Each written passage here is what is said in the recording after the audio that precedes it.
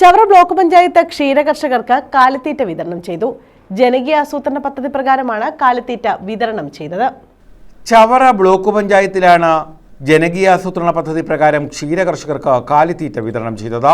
പടിഞ്ഞാറ്റേക്കര ക്ഷീരോത്പാദക സഹകരണ സംഘത്തിൽ സംഘടിപ്പിച്ച കാലിത്തീറ്റ വിതരണ പദ്ധതിയുടെ ഉദ്ഘാടനം ചവറ ബ്ലോക്ക് പഞ്ചായത്ത് പ്രസിഡന്റ് സന്തോഷ് തുപ്പാശ്ശേരി നിർവഹിച്ചു.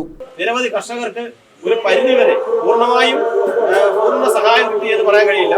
ഒരു പരിധിവരെ എന്തെങ്കിലുമൊക്കെ സഹായം നൽകുന്ന നിലയിലേക്ക് ഇതിന്റെ പ്രവർത്തനങ്ങൾ മാറ്റിയെടുക്കാൻ കഴിഞ്ഞു. ക്ഷീര സംഗമത്തിലടക്കം വന്ന ഒരാവശ്യമായിരുന്ന ഈ കാലിത്തീറ്റ സബ്സിഡി പൂർണ്ണമായും നൽകുക എന്നുള്ളത് അത് പൂർണ്ണതയിലേക്ക് എത്തിക്കുവാനുള്ള തീരുമാനത്തിലാണ് ബ്ലോക്ക് പഞ്ചായത്ത്. ആവശ്യമായ തുക, ആവശ്യപ്പെടുന്ന തുക അതിനുവേണ്ടി തന്നെ നൽകും.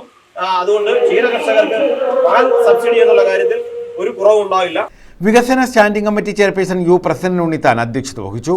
ക്ഷീരവികസന ഓഫീസർ സന്തോഷ് ജി പദ്ധതി വിശദീകരിച്ചു.